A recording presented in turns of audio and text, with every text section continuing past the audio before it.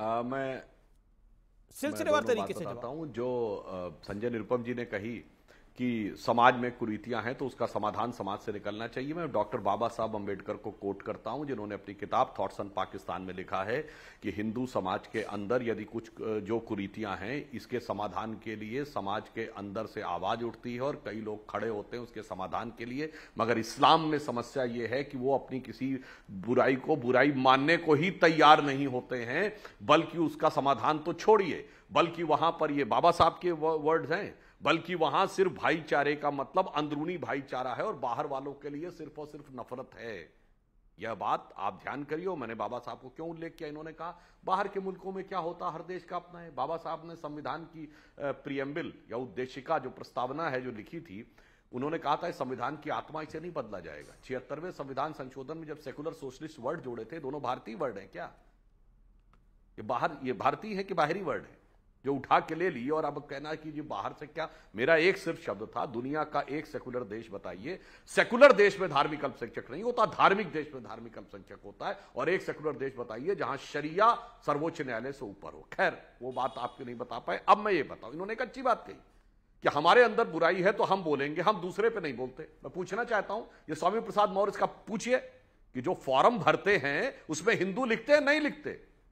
पूछिए उदयनिधि स्टालिन से और एमके स्टालिन से, अपने फॉरम में हिंदू लिखते नहीं नास्तिक लिखते। तब तो ये सरासर हेट स्पीच है।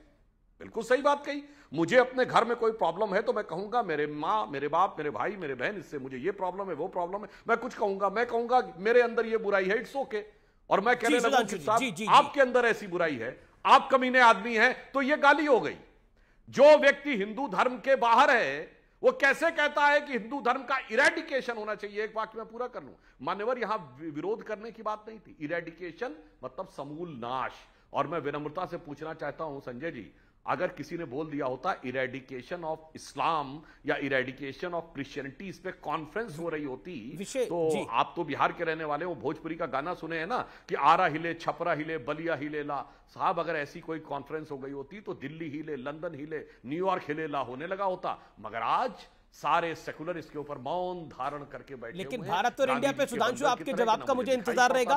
जी 40 सेकंड, ठीक है। मेरा निवेदन है कि दोनों अपनी बात को 40-40 सेकंड में कंप्लीट करें, जिससे ज्यादा विषयों पर हम चर्चा कर सकें और सार्थक कर सकें। संजय निरुपम, बात का जवाब जो सुधांशु ने बोला, और एक और सवाल इसके अंदर, क्या आपको लगता है कि बार बार गठबंधन के अंदर, आपने खुद बोला कि कई बार विचारों का विरोध भी होता है, गठबंधन का वो नियम भी बन जाता है, लेकिन विरोधाभास का अगर गठबंधन हो तो फिर वो चल कैसे पाएगा लंबा?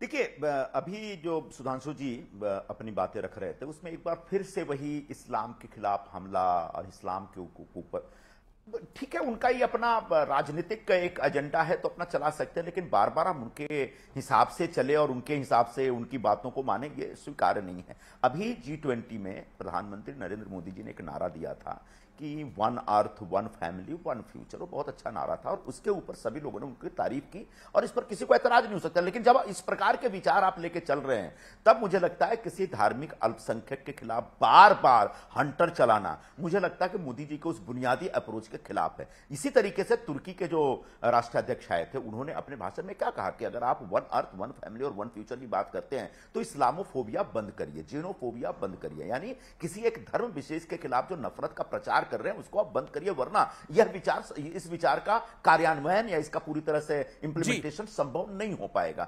सुधांशु त्रिवेदी, गजब का तर्क दिया मान्यवर आप। मैंने सिर्फ यह पूछ लिया कि सर्वोच्च न्यायालय से ऊपर शरिया हो गया तो यह तो इस्लामोफोबिया हो गया, यह धर्म के खिलाफ हो गया। और हिंदू धर्म HIV है, वो एड्स है, वो डेंगू है, मलेरिया है, मच्छर है, नष्ट कर देना चाहिए। ये अभिव्यक्ति स्वतंत्रता है, इसमें किसी ने कह दिया तो मेरा उससे कोई मतलब नहीं।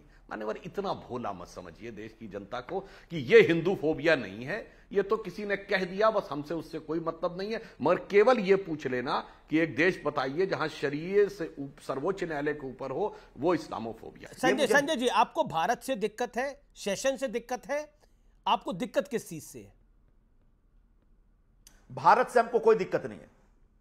इस देश के किसी भी व्यक्ति को भारत से दिक्कत नहीं हो सकती। हां, दिक्कत भारतीय जनता पार्टी को इंडिया से हुआ है और हम बार बार कहते हैं कि जितना ज्यादा हमारी विरासत का हिस्सा भारत है, उतना ही ज्यादा हमारी विरासत का हिस्सा इंडिया है। और तभी हमारे संविधान निर्माताओं ने इंडिया दैट इज भारत लिखा। लेकिन जैसे ही विपक्षी गठबंधन का नाम इंडिया होता है, इनको अचानक छटपटाहट हो जाती है और इंडिया नाम से ही नफरत हो जाती है, और तब ये लेके आते हैं भारत। तब बिल्कुल भारत, अच्छा आप प्रेसिडेंट ऑफ भारत लिखने का क्या लॉजिक है? ठीक है, लॉजिक अभी पूछ लेते हैं संविधान में, लेकिन इसमें इंटरेस्टिंग बात है कि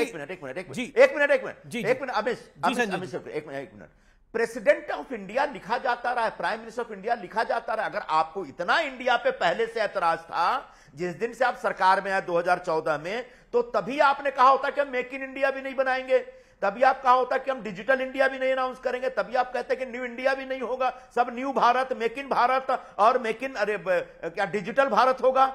लेकिन चूंकि अपोजिशन का एक गठबंधन तैयार हुआ इस नाम से, इसके प्रति नफरत व्यक्त करने के लिए आप भारत लेके आ रहे हैं। इस पर हमको ऐतराज है। भारत होने पे, भारतीय होने पे हमें कभी ऐतराज नहीं हो सकता, बल्कि हमको इस बात का गर्व है, फक्र है कि हम भारतीय हैं। हम सब कहते थे कि हम गर्व से कौन भारतीय हैं, ये तो कभी कहते भी नहीं थे। ये तो गर्व से कौन भारतीय कहने में इनको तकलीफ होती थी। तो ठीक है, सुधांशु जवाब देना चाह रहे हैं। जो इस प्रकार का नैरेटिव बनाने की कोशिश कर रही है कि इंडिया वाले भारत से नफरत करते, गलत है। एक बार फिर से इसकी जी मैं इस पर नकार रहा हूं। जगत कैसा कोई हमारा प्लान नहीं है, क्योंकि ये इंडिया जो और भारत विवाद चल रहा है, इसके ऊपर जगत गुरु रामभद्राचार्य जी जाने माने जगत गुरु हैं, बहुत ज्ञानी हैं, उनके नेत्र नहीं है लेकिन वो बहुत पढ़े लिखे हैं। उन्होंने क्या कहा है वो भी मुझे बताना यहां आवश्यक हो जाता है। जगत गुरु रामभद्राचार्य जी ने कहा कि इंडिया कोई नाम ही नहीं था, इंडिया अंग्रेजों के द्वारा दिया गया नाम है, हमारा असली नाम भारत है और भारत से भारतीय है, भारत से ही महाभारत है और इसीलिए हमारा नाम भारत है, भरत से भारत होता है। ये उनका विचार है। फिर मैं इस विषय पर आता हूं, सुधांशु त्रिवेदी, ये रामभद्राचार्य जी को मैंने कोट किया, लेकिन मैं फिर विषय पर आता हूं। अगर आप, और ये बात मैं संजय निरुपम कह रहे हैं इसलिए नहीं कह रहा, ये सवाल पूछ रहा, संजय निरुपम की एक बात लेजिटिमेट है। वो लेजिटिमेट ये है कि अगर आपको भारत करना ही था तो 2014 से शासन में आप हैं, 9 years is a long time, 9 साल एक लंबा समय था, आप भी पहले भी कर सकते थे, लेकिन अभी गठबंधन के बाद क्यों? तो संदेह पैदा करता है टाइमिंग, क्वेश्चन मार्क पैदा करता है टाइमिंग। मैं पहली बात, जब अगर संविधान में इंडिया और भारत दोनों लिखा है और हमने प्रेसिडेंट ऑफ भारत कह दिया, तो नफरत किसके मन में आई? प्रेस कॉन्फ्रेंस करके तो जयराम रमेश बोले कि ये भारत करके नाम बदलना चाहते हैं। हमने तो नहीं कहा, हमने इंडिया के खिलाफ कोई वक्तव्य दिया हो तो बताइए। इन्होंने भारत के खिलाफ ऑफिशियल वक्तव्य दिया, ऑफिशियल लिखने के खिलाफ, तो ये बात बहुत स्पष्ट हो जाती। और दूसरा मैं एक और बात पूछना चाहता हूं, देखिए मान्यवर, अगर आपने ये बात कही तो हम तो आज से क्यों, 2014 क्यों, आइए 1980 और 1951 में आइए। हमारी पार्टी का नाम भारतीय जनता पार्टी है, अंग्रेजी में भी भारतीय जनता पार्टी है, हमारी पार्टी का नाम भी भारतीय इंडियन जनता पार्टी नहीं बोलते अपने को। आप हैं, आप कहते हैं कि भारतीय राष्ट्रीय कांग्रेस हिंदी में और इंडियन नेशनल कांग्रेस अंग्रेजी। वो कह रहे हैं हमारी पार्टी का नाम भी भारतीय कांग्रेस है। कहना चाह रहा हूं कि हम भारतीय, मैं उसी पे तो बोल रहा हूं। आप हिंदी में कहते हैं भारतीय राष्ट्रीय कांग्रेस और अंग्रेजी में कहते हैं इंडियन नेशनल कांग्रेस। हम हिंदी अंग्रेजी दोनों में भारतीय जनता पार्टी हैं, और जब जनसंघ थे तो भी हिंदी अंग्रेजी दोनों में भारतीय जनसंघ थे।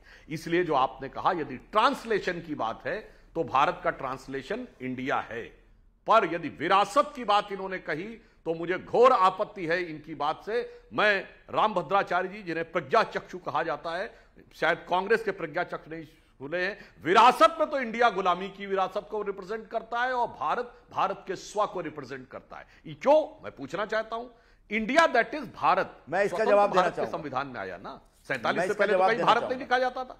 47 से पहले बताइए किसी सरकारी उसमें गवर्नमेंट ऑफ इंडिया एक्ट 1935 कहीं भारत लिखा था? कांग्रेस ने प्रोविंशियल असेंबलीज में सरकारें बनाई।